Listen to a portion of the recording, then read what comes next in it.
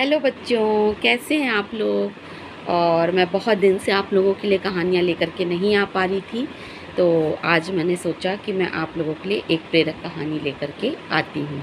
तो चलिए हम कहानी स्टार्ट करते हैं। कहानी का नाम है बुरे समय का सामना कैसे करें। बच्चों, सभी के जीवन में कुछ ना कुछ बुरा समय ज़रूर आता है, तो आइए देखते हैं इस कहानी में कैसे बताया गया है कि बुरे समय का सामना कैसे करें।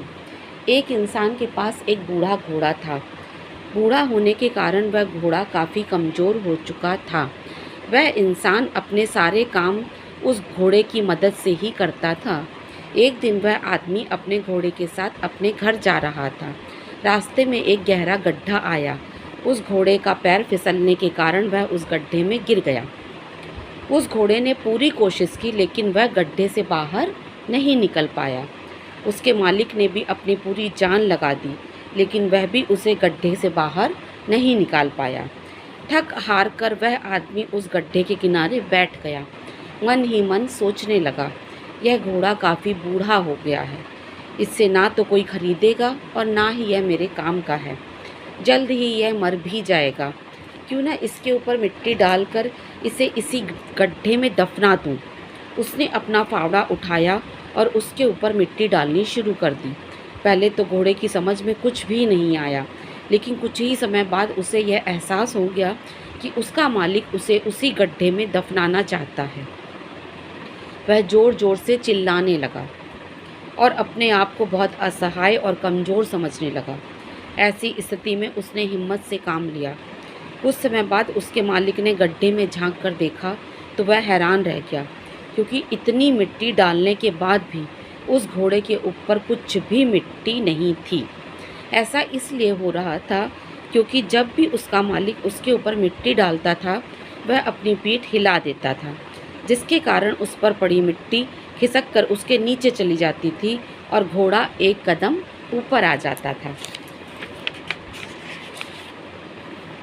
यह क्रम ऐसे ही चलता रहा। कुछ समय बाद वह गड्ढा मिट्टी से भर गया और वह घोड़ा भी ऊपर आ गया। उसका मालिक उस घोड़े की समझ को देखकर हैरान रह गया। आपकी ज़िंदगी में जितनी बार भी बुरा समय आए, आपको हिम्मत नहीं हारना है।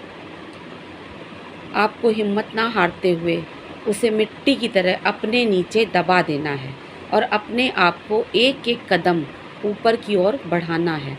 आपकी ज़िंदगी के सफ़र में आए हर एक गड्ढे से बाहर निकलने का यही सबसे अच्छा तरीका है।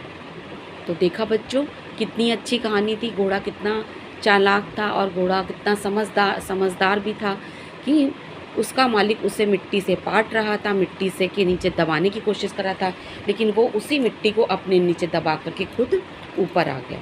तो इसी तरह आप पढ़ाई कर रहे हैं, पढ़ाई करते समय कोई भी कठिनाई आए, कोई भी मुसीबत आए, कोई भी बुरा समय आए, तो अपने टीचर की, अपने माँ बाप की, अपने भाई बहन की मदद लीजिए और सफल होइए। तो इसी के साथ एक कोटेशन बताती हूँ।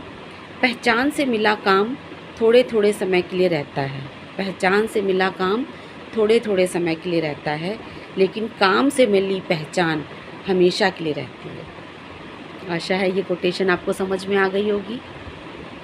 तो इसी के साथ मैं ये कहानी ख़त्म करती हूँ और अगली कहानी में आपसे फिर मिलूँगी। सभी को मेरा बाय बाय।